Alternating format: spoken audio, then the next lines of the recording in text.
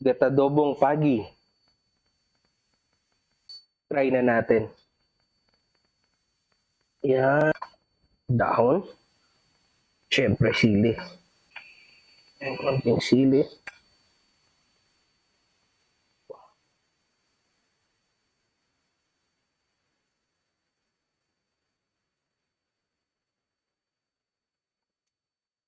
Up.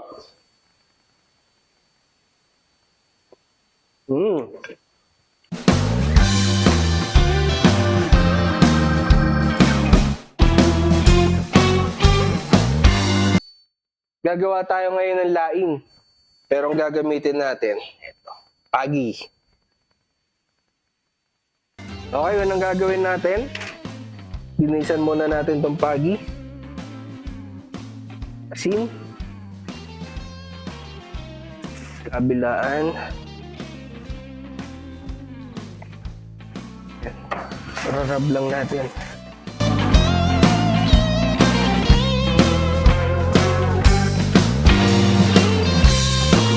Gasan natin ng tubig.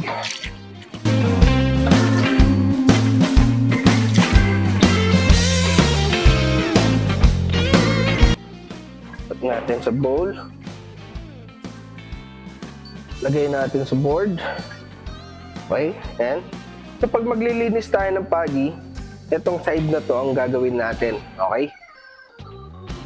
So first, press natin dito. Ayan, may lalabas dyan.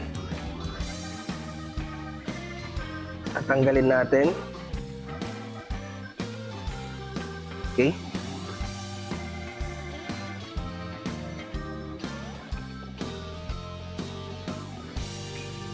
Gawain natin to.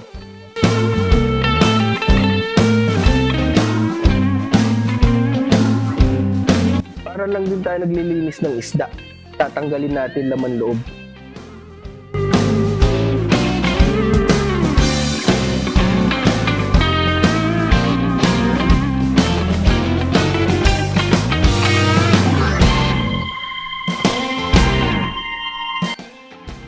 Then, putulin natin yung buntot.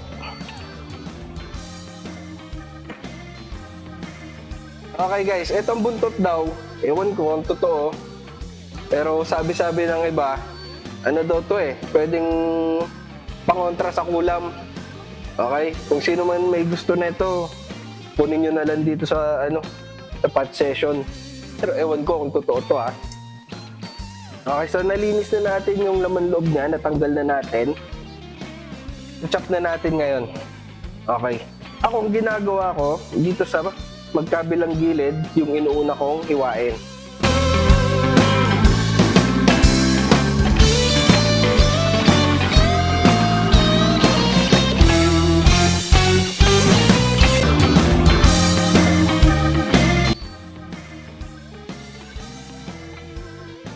Ito yung magkabilang, parang pakpak niya. Then, katulit natin dito.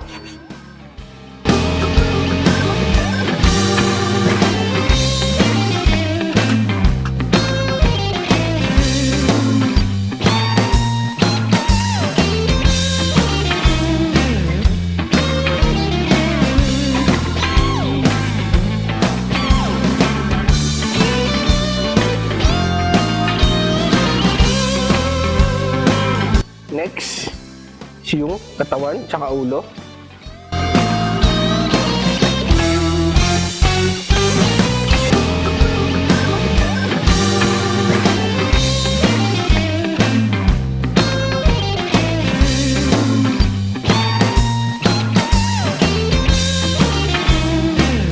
Hugasan lang natin ulit.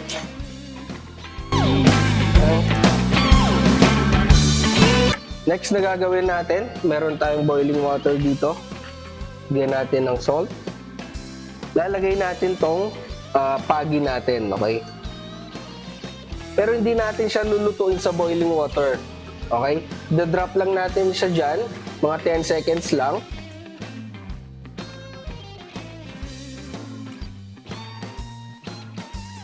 Haluin natin konti.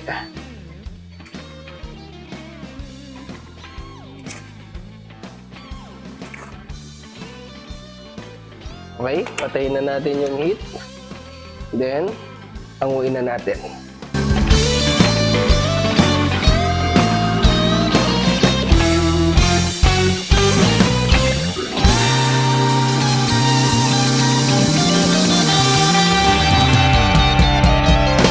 After natin siya masawag sa boiling water, next naman natin is fry natin siya.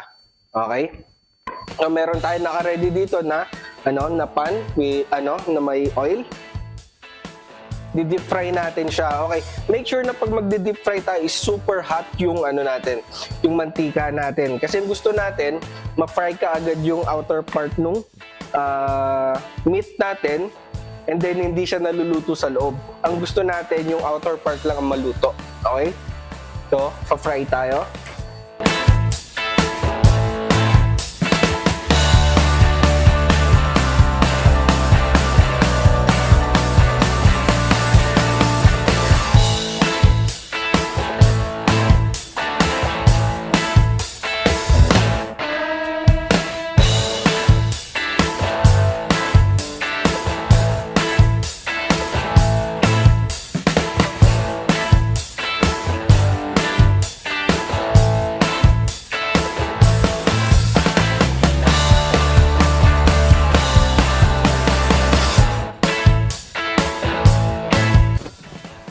Okay, super bilis lang natin siya frinay. Okay, ang purpose lang guys, kaya ako siya binanch sa sa water tsaka frinay sa sa mantika. Ang gusto lang natin mangyari, mas maging firm yung meat niya. Okay, yun lang yung gusto nating mangyari sa kanya para pag kinain natin siya mamaya, mas maganda yung texture niya. Sunod na gagawin natin, crush tayo ng bawang.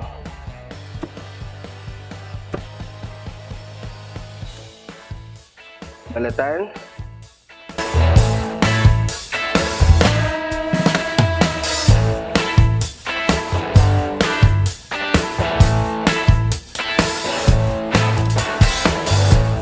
Luya. Hindi ko na binalatan, basta make sure lang na nahugasan ng mabuti. Gawin natin, i-adobo natin yung pagi natin, okay? So, pan. Lagyan ng oil. Yan, pag mainit na, lagay natin yung luya, ginger.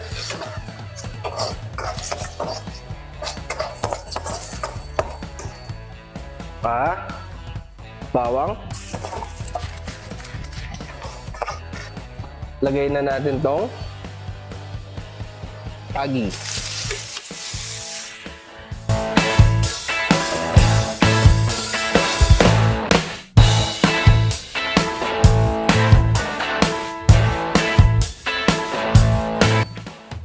Lagyan natin ng soy sauce.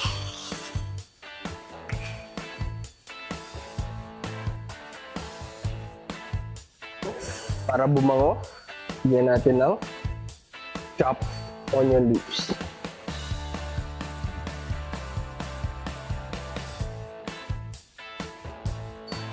And lagyan natin ng konting water para mag-steam.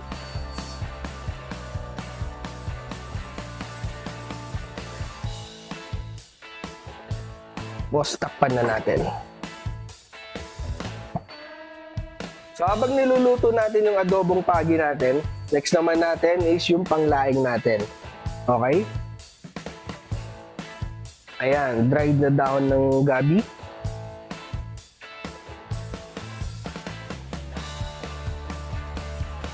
Lagyan natin ng tubig.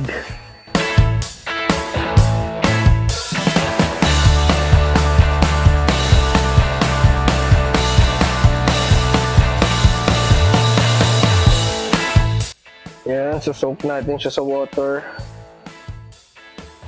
para ma-rehydrate.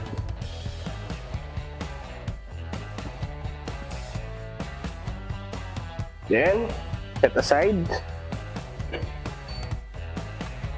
Ito na guys, luto na yung adobong pagi natin. Ayan.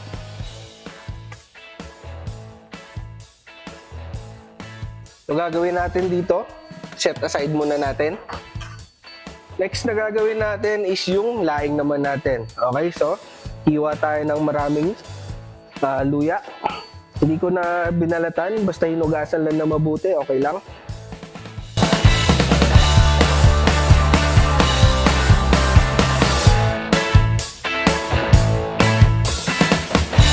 Konting oil sa pan.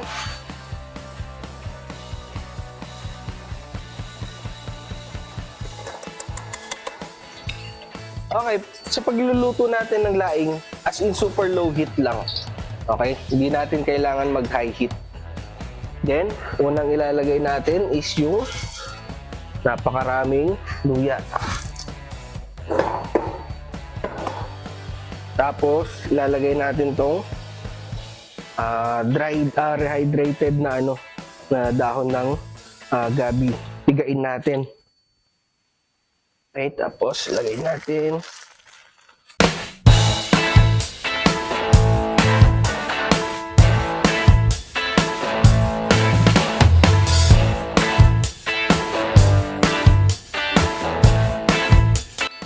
Tapos lalagyan ko siya ng gata. Kokomama yung gamit ko. Kayo na bahala kung anong gusto nung gamitin na gata, kung fresh na piga or yung nabibili, okay lang din. Okay, pero ako ang gamit ko is yung kokomama. Then, super low heat lang. Okay, hiyaan lang natin siya dyan.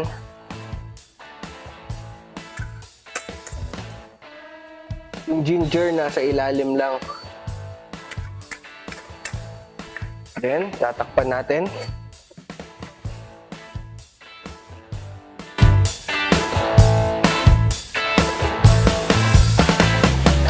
Okay, so medyo inabsorb na nung dahon natin yung gata natin. So, ang next na gagawin natin, dadagdagan ulit natin ng isa pang kokomama.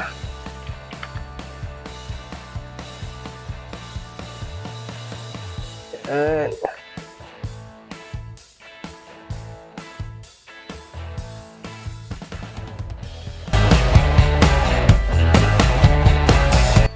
Season natin ng salt.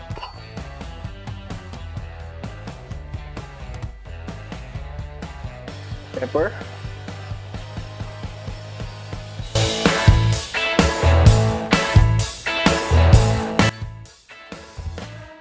Tignan natin ulit.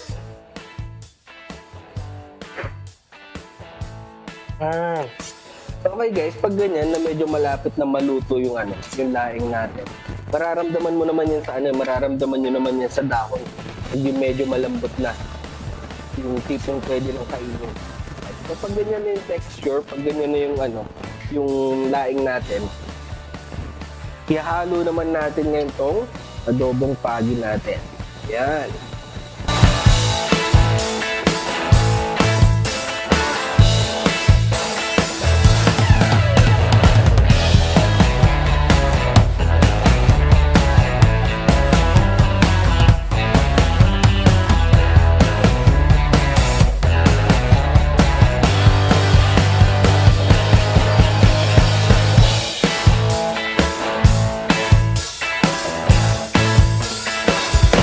Hindi magiging kompleto yung laing natin kung walang sili.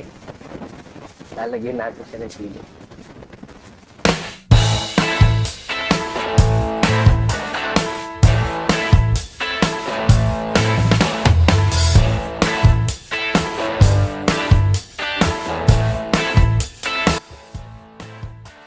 Haluin lang natin. Yan. Tignan natin nga haluin sa sa sandok para hindi masira yung meat ng pagi natin. Okay. So, takpan lang natin ulit hanggang sa maluto.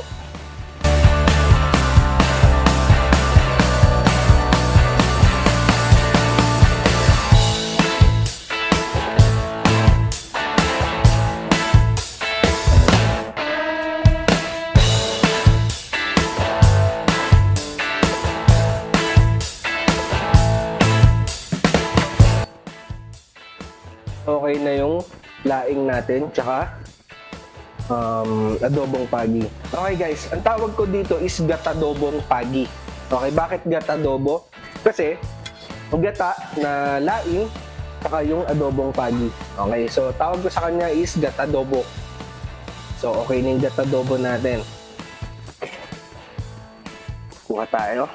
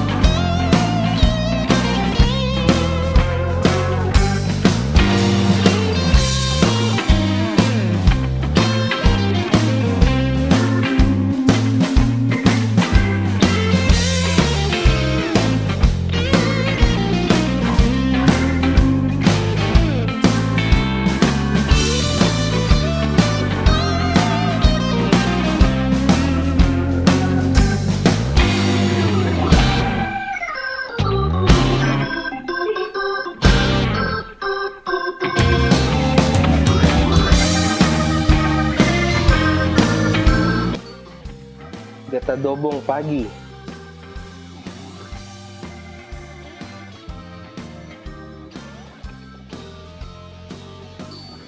Try na natin.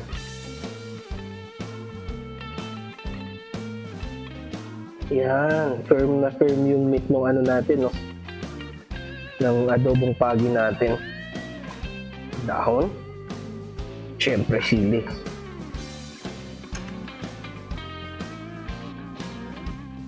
Konting sili.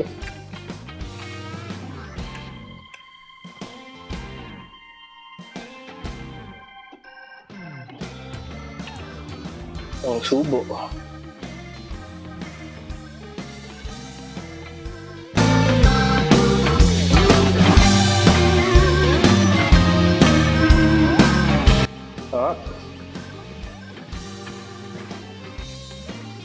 Wala yung lansa. Lasang-lasa yung gata. Saka yung pagka-adobo ng pagi.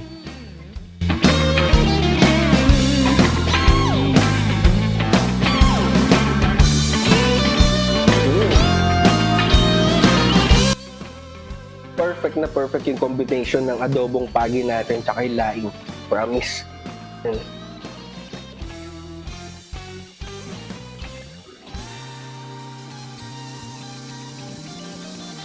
Mmm.